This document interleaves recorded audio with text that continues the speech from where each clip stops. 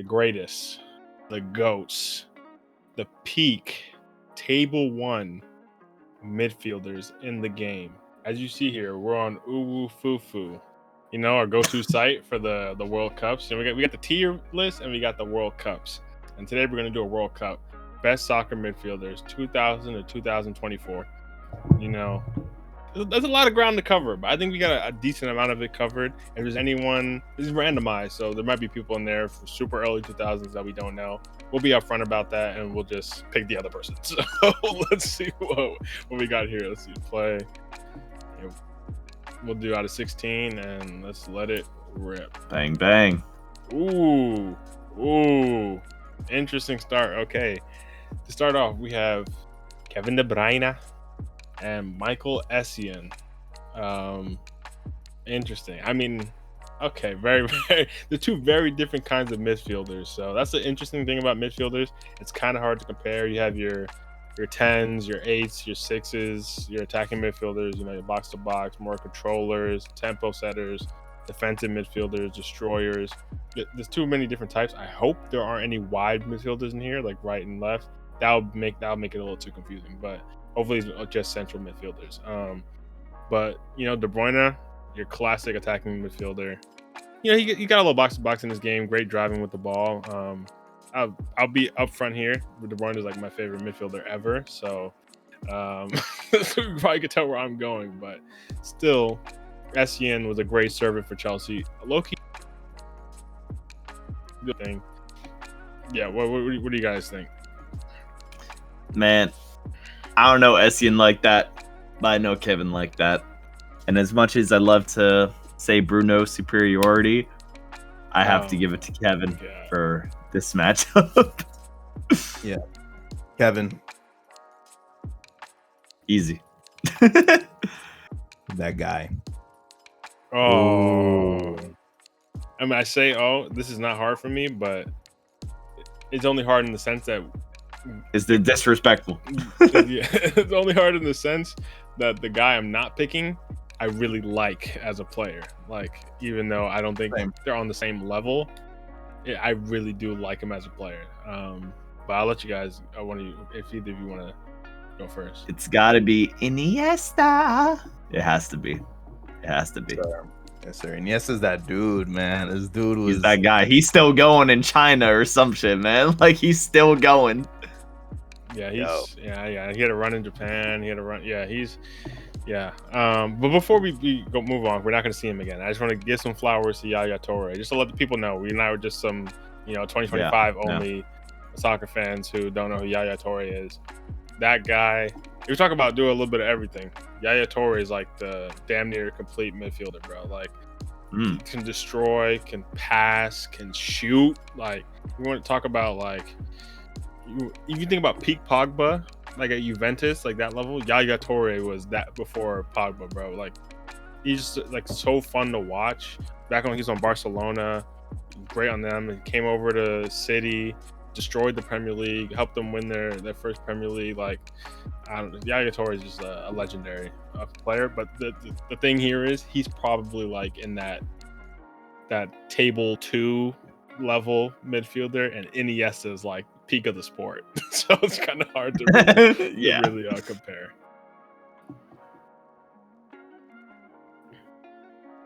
Ooh, interesting. This is annoying because they put Rodri with the Ballon d'Or. So, yeah, they're really. But here we got Rodri versus Isco. Interesting. I gotta think about this one. If you guys know exactly where you're going. No, I do too. Like, with Isco, the thing is, when I think of those moments, like those Champions Leagues they won, Isco isn't the one who comes to my mind as like who is helping secure those wins and rack up those victories. Surely he had a part to play, no doubt. But you're comparing to then Rodri, who just won the Ballon d'Or, and what he's done. I mean, it's tough. It shouldn't be this tough. It really shouldn't be. Considering, like you just said, Rodri has arguably, if you want to go by Ballon d'Or metric, been the best player in the sport at a given point in time, and you could never have said that about Isco. But like you said, at that time, I think Isco gets a little underrated because of that Madrid team. If you look at like the ideal Madrid team from that time, Isco doesn't start. Like you would think it's like Kroos, Modric, Casemiro, and then BBC up top. Pause. And but the thing is, Gareth Bale was so injured at the time that Isco ended up playing a lot. They would play like a little diamond or something with Ronaldo and Benzema up top. And Isco was really good. Like, he was really good at that time. He's definitely quality to start for that team. I don't know if I can. I don't know if I can pick him over someone. Like I just watched Rodri for a year. Obviously, he just injured last year, but the year before that, like every game he played, basically he won. And if he was out, his team would struggle. Like that really. And then City, obviously, when he was out for the entire year last year, was the worst City team we've seen in a decade. So yeah, that's tough. What do you think, Eric? If you have any thoughts. My question is, are you guys going to go with the guy who has 4 Club World Cup victories or 1 Club World Cup victory? Fuck the Club World Cup, man. What? Club World Cup is crazy, bro. It's crazy. You could have said Champions League or anything else. Like, Club World Cup is listen, man. This all ties back to the beginning, man. How much do we really care about this tournament, man? Club World Cup literally is the Madrid tournament. I mean, I guess Champions League is too. I mean, everything's a Madrid tournament, but they just win. But Champions League though, that's historically like. And to be fair, Isco does have more Champions Leagues than Rodri too, so I guess you could also go with that. That's the one trophy, the one stat line I could see with Isco, but it goes back to my original point of that team already being so stacked with players. That's like I can't mentally attribute that much success to Isco and the part he played. He played his part in the team, but he wasn't, that guy, the creator. He wasn't that guy. Yeah. I agree. That's fair. Rodri makes sense. So, Rodri it is. Oh, Ooh. interesting. Okay, we have Pedri. This is hard. Versus Cesc Fabregas. Fabregas is goated, but Pedri, Fabregas is he's really also good. so young. This is tough. Like, Yeah, I don't. That's like what I to- was- Yeah. that's what I have to go with. It's unfortunate because I love Pedri, but yeah, come on. I go with Fabregas. Like, That's tough. Like, here's the thing. I think I know we can't project. It's 2024, but I think by the end of his career, Pedri might end up table 1. Like, I think he's that good. oh yeah, But yeah. And this is nothing Cesc against isn't. Pedri. Cesc is like table 2. So that's projection, though. I don't think I've ever But seen right anyone now- play a long ball like Cesc Fabregas. Like his long ball, especially in that Chelsea kit when we were linked up with Diego Costa. Oh my god, bro! This Cesc Fabregas just pick it up from the center back, ping it over everyone. Diego Costa just take it down on the chest, like it was just like clockwork, bro. I got to go with Cesc. Like Barcelona too, Arsenal. Like he went crazy.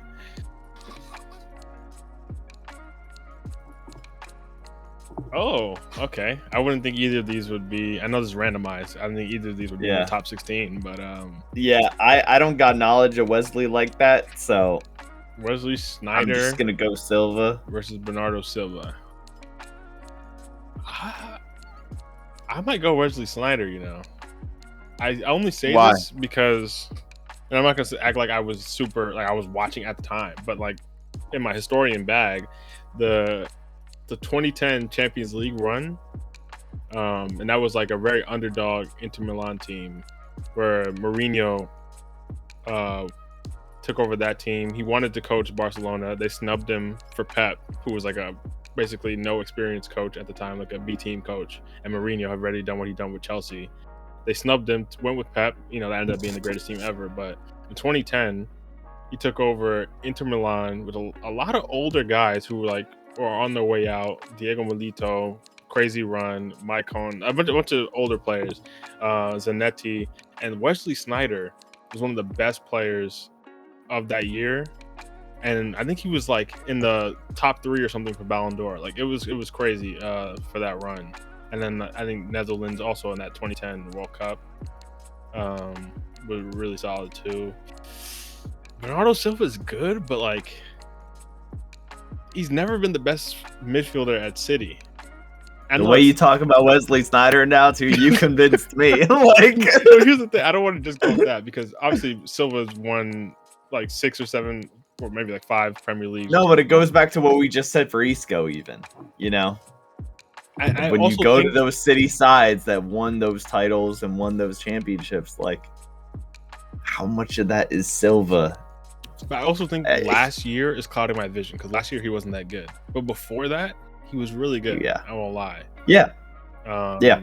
But I don't think anyone would have ever, obviously not over De Bruyne. And I think at times people would have put like Gundogan over him in terms of like clutch performances. The thing about Silva I like though, he's very versatile. Like he'll play right wing, he'll play midfield, he'll be playing a little bit of everything. I don't know. Peak for peak, I might have to go with Wesley Sneijder. I'm not gonna lie, but don't let that deter you. You guys can go either way. What do you guys think?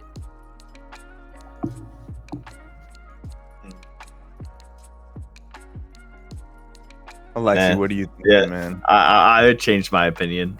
I mean, I'm a City hater anyway, so I already gave De Bruyne his credit. I don't need to give another.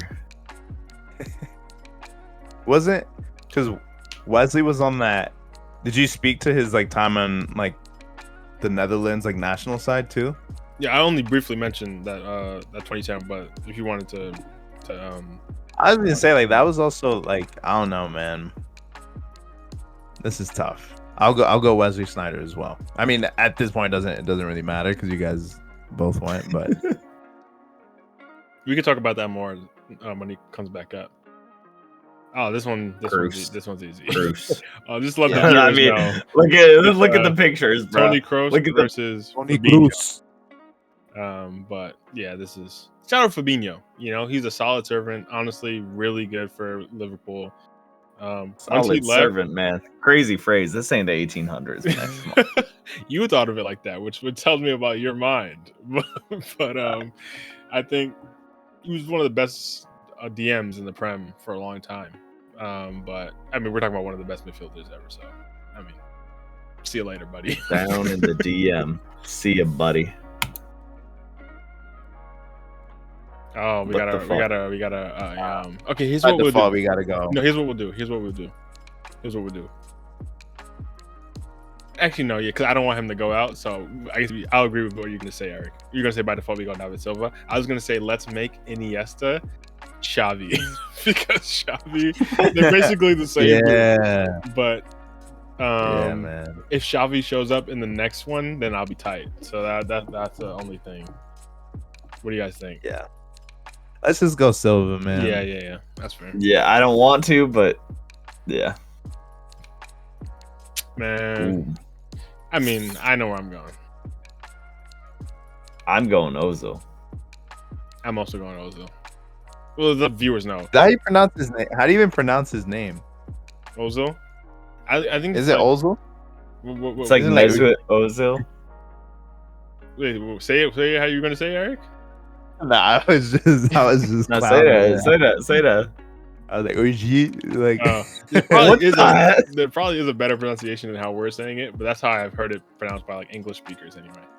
But just let the viewers know it's Mesut Ozil versus Fernandinho. But to me, this is not really that close. Shout out to Fernandinho. He's also a good servant for City, but Ozil was like one of the best. If not, he's probably the last great attacking midfielder, other than like De Bruyne, like of like that generation of 10s, like him at Madrid to Arsenal. That kind of player has died out a bit. Like there's not really, and it doesn't make sense. Like systematically, it hasn't really worked out because all these teams just want to pass, whatever. Like he's the guy who will play that final killer pass that you don't really see guys going for. So I got to go Ozil. Yeah. Different players though. Different players. Very different. Hard to compare. This is tough. Shout out Iniesta versus Ozil. I know where I'm going. I was gonna say this is tough, but I have My mind. Shout out Ozil, but we know. We're talking. We know. We know what's going on here. Oh, okay. I feel like I'm gonna have to make a case here.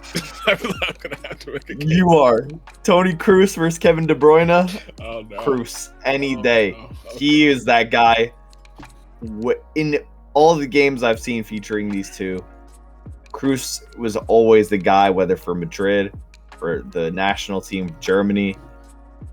Bro was making the most clutch passes and clutch moves every single time. Every time he had a free kick in the final minute, you felt like this guy's going to score or give a crazy assist, and that happened. De Bruyne, class act, sure, but Okay. not the same. Here's the issue. Not the same. Here's the issue here. And just look at the numbers, man. Okay, the numbers. If you stack up his Premier Leagues, he has a trophy cabinet too. Here's the issue: you're a City hater and a closeted Madrid fan, so I was never ever gonna be able to. I was never gonna convince you. It's really. Well, I'm gonna see where you're leaning first, Eric, and then I'm gonna see if I can push you the other way. I was gonna say, man, like it's gonna be hard. I know previously we were talking about how tournament wins may not speak to your ability as much. You know, it may not be a good enough, like, I guess you could say, like, argument to win you a face-to-face battle. But like when it comes to these two, when they're both prevalent on their squads, like it's kind of hard to overlook the hardware for Toni Kroos, I will say.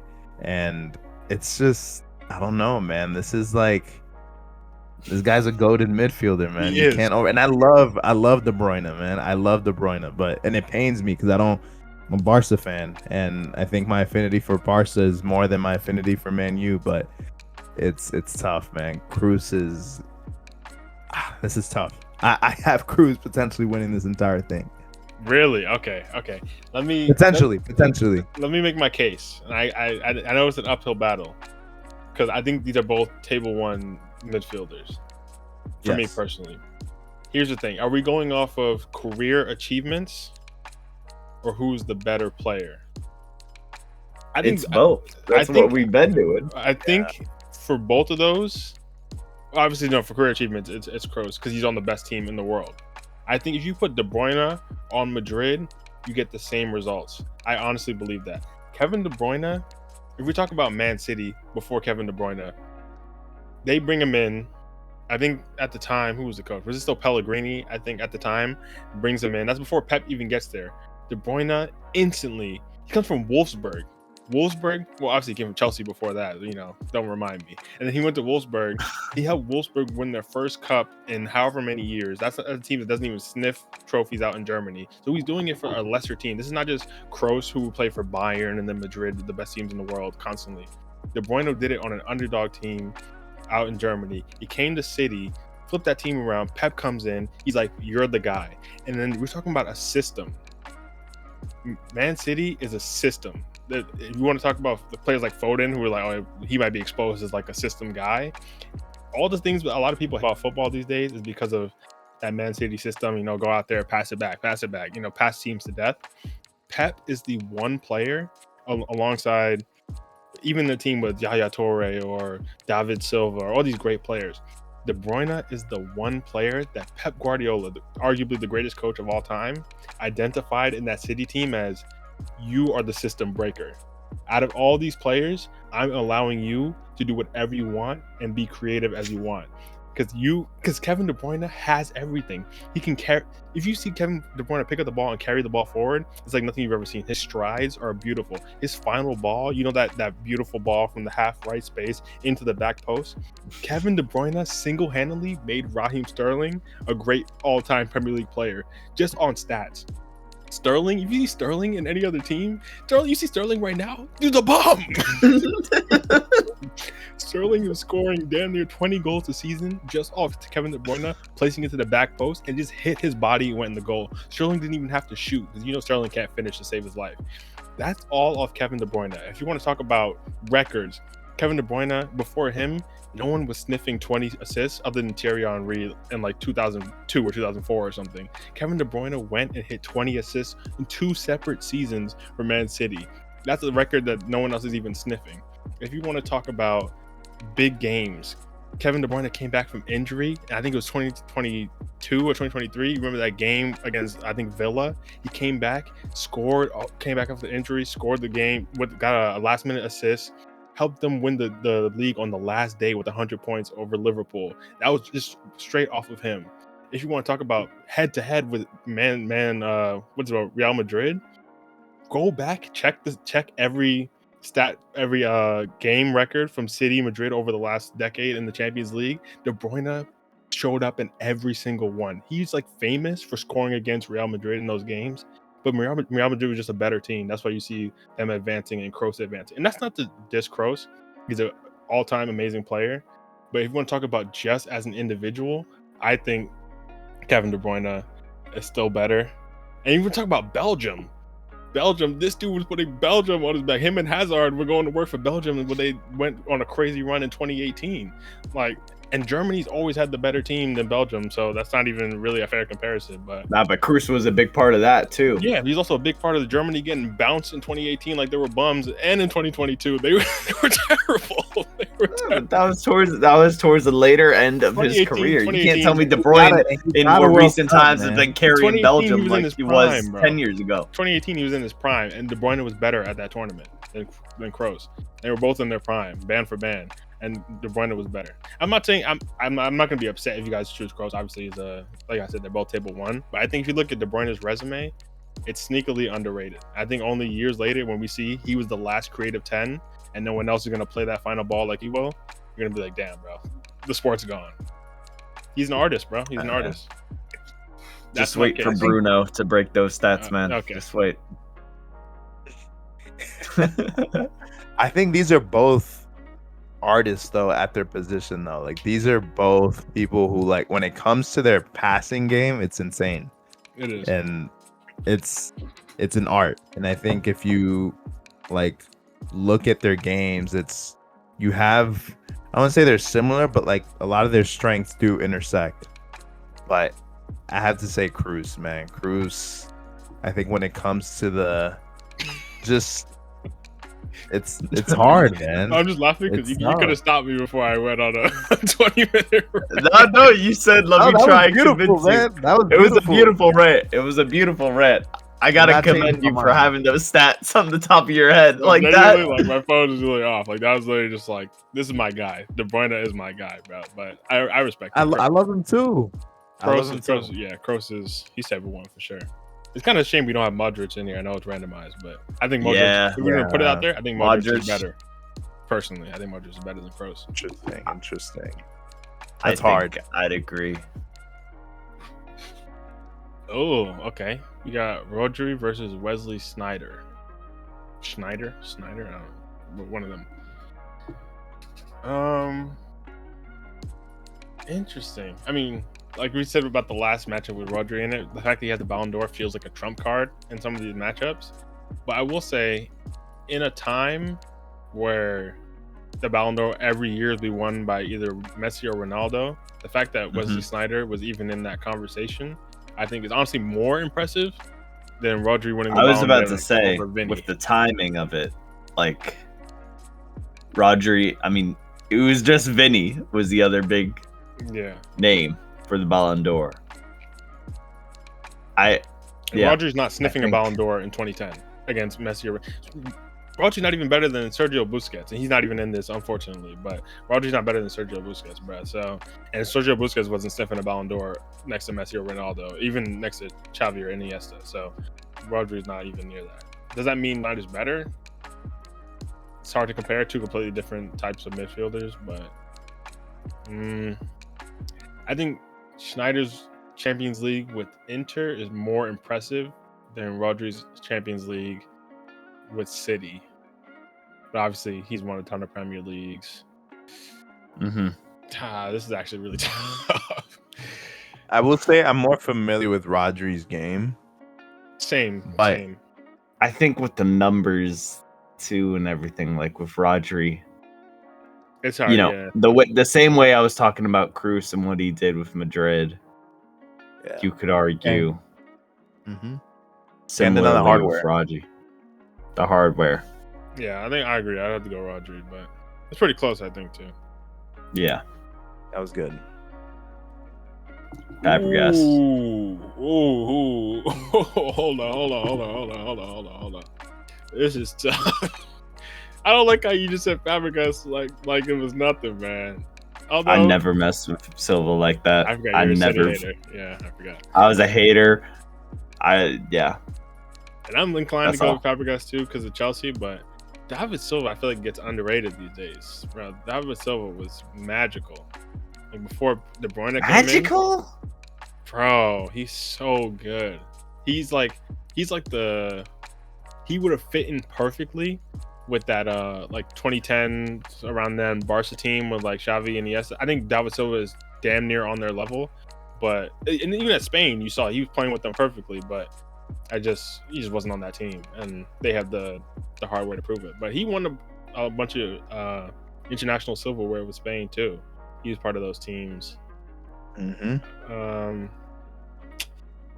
So was Cesc, but I wonder. I mean, maybe I have to check in those Spain teams who got more playing time. I think that'd be a big indicator of who was. Cause they were around similar, a lot of overlap. Basically, their careers are almost perfectly overlapped. I wonder who got. I feel like Silva played more, but I was gonna say I feel like Fabregas did. Honestly, maybe I know Xabi Alonso was also in those teams. So honestly, it's kind of hard to say because really the starting three would have been the Barcelona starting three. So really, all these guys are probably fighting for time outside of Xavi, Iniesta, and Busquets. Damn, I don't know. They both won Premier Leagues, multiple Premier Leagues. This is actually a toss-up. I'm willing to hear you guys out, and if you guys both go one way, then it is what it is. But I honestly think this one's really close. I got nothing more to say than just from the time when I was getting into watching the Prem early on and seeing these two play. Fabregas was always the one who left the mark on me and watching what he did in the midfield. Silva, not only just the play, but just the vibe check with Silva was not it. You know what? You're a hater, I know that's not a valid reason. I know we're talking about trophies and No, but I think eye test matters. What they do in the field. Eye test matters. But for me, the eye test, he didn't pass it. I think that's the crazy part because for me, the eye test Silva is silky. Also, though, mind you, last time I saw this dude play was like what? Damn near 10 years ago. To be fair, yeah. Like, to be fair, that was a while ago. Same So. here. I guess for both of them, it's been a minute. Yeah. What do you think, Eric? This is tough, but I feel like Fabregas wasn't he better like at a younger age? Like I know that may not mean much. That's true. But like he did like I remember he was captain on Arsenal, and he was a youngin', man, young dog. He came but through we're that picking Arsenal. hairs with this. Yeah, and I was saying he came through in that Arsenal team that was like, to be fair to him, that Arsenal team was like transitioning out of being the best among the best teams in the league, and then they went through like a down period, but he was like their best player, carrying them through that period. To be fair to him, but he went to Barcelona and didn't quite, he couldn't break into the starting 11 there. So that's why he came back to the Prem. I don't know. It seems like you guys are both leading Cesc, so I'm down to go that way. But shout out David Silva. I'm gonna vote for David Silva just to give him his respect. Yeah. Nah, no respect here. Tough. I don't match up. Tough. I'm sorry. I love you, Cesc, but if I couldn't make the case for De Bruyne, I can't make the case for you, bro. You're good. You're good, bro. You're good. Yeah. You're good. Kroos, Fabregas, it's like you said it. It's Kroos. Toni Kroos. It's that easy. Iniesta. Or what was the other one? Iniesta and Rodri are the other two. But do we even need to talk? Iniesta. Good run by Rodri though. Yeah. Good run by Rodri. Shambolic run, bro. You got a little Mickey Mouse run, but to me, this is not close. To me, okay, that's disrespectful. It's close, but to me, like I don't have to debate this in my mind at all. To me, these are like I'm gonna make a comparison. It's like a Socrates or an Aristotle. You got, or whichever one of those came first. I think it was Socrates. That You first should know. philosopher. I should know. and then you got the one still renowned, Plato, but he came after, and he had his own ideas. He did things differently. Still both renowned, but one just has that extra sauce. Iniesta has that sauce. What do you think, Eric? I know you also like Barca too, so maybe that influences. I was gonna say, like, I'm not trying to let my bias play into it, but this is insane. This is like S tier. These are both S tier midfielders, and it's hard, but and they were both around for so long, which is like the very interesting thing too. It's like you can't say that you would pick one over the other just based on, like, you gotta pick small, like, I don't know. You could say like Kroos, his like talent was, or like his strength came in the passing, right? Like his passing was elite, but I don't know, man. Like Iniesta could really just like, man, I'm just getting flashbacks to like the way he would just like carry the ball up, like the way he dribbled, but also just like think about the game-winning goal in the 2010 World Cup, man. Like that was a crazy goal, man. Big game player. Big game. Yeah, I was gonna say both of these are big game players, though. You know, like both of these are that. But Iniesta, I think, given just the way he would, I know we were talking about like De Bruyne being like the disruptor of the system, but like I think Iniesta was that perfect, like could fit into any kind of system and was that ideal player that you would want at the midfield. And I think he was lucky enough to have like great teammates around him, and like he's fortunate enough to be part of like that like very special Spain team, like all that, those Barca teams. But I'm gonna have to go with Iniesta on this one. Here's the thing. I was worried because of earlier you said Kroos might win the whole thing. Gladly, I do not have to make the case for Iniesta, but I'll just give you the one main reason. The 20-minute rant. Yeah, I'll give you the one main reason. Other than the fact, like you said, just eye test. Obviously, Kroos is ridiculous eye test too, but Iniesta, you just can't take the ball off this guy. Like his dribbling is just ridiculous. It's like a magnet. Literally. But the main reason I'll give it to Iniesta is because I think out of all competitions, you could say Champions League for some, but I think those international competitions are like some of the hardest to win, also because they're the less frequent to like Champions Leagues, for example. And obviously Kroos is on the Champions League winning machine and is a big part of that. But Iniesta, one, was on the best team, in my opinion, of all time in that Barca team in 2009, and two, those Spain teams, the correlation of him, unfortunately Xavi and Busquets aren't in this just through randomization, but the correlation of him winning 2008, 2010, 2012 back to back, I don't think we'll ever see that done again. And I think that pairing, even the fact that him and Xavi used to like wear 6 and 8 and they used to swap the numbers too, just they had a little like a nice little buddy thing going on. But yeah, I just think that international run is like untouchable for most other midfielders to ever reach that level. So Iniesta for me, arguably the greatest ever, I think, in the midfield. I think only people that could compete with him are Xavi or like Zidane or something. Like it's like different level to me. But yeah, kind of crazy we didn't get Zidane in this. Yeah, honestly, you could literally do this again and get 16 different players that are all because I think crazy level. This was fun, y'all. We gotta run this back at some point. Okay, that was really fun. That was really fun. Pirlo in there, Kaká. Interesting. Modric makes sense. De Bruyne, Xavi. Xavi's kind of low. I'm not gonna lie. Gerrard, Lampard. A lot of low-key. Pogba. I don't know. Peak Pogba. Eye test. Crazy. I'm surprised he's below Pogba. Yeah. That's interesting. That's interesting. That is really interesting. Huh. Yeah, I honestly think if we ran this back and we could get 16 different players that we can have a really interesting conversation about as well. But Yeah. that was a lot of fun. I definitely want to do something like that again, especially going into that more. You say historical. It's only like the last 25 years, but somewhat historical back. Talking about players that we've all watched and reminisce a little bit. I think the modern game, week to week, it can get a little stuffy to talk about. Too much narrative. Bit in the weeds, Too much narrative and all this stuff, and too much emotion with the current stuff. Even though I got a little emotional making my De Bruyne case over Kroos.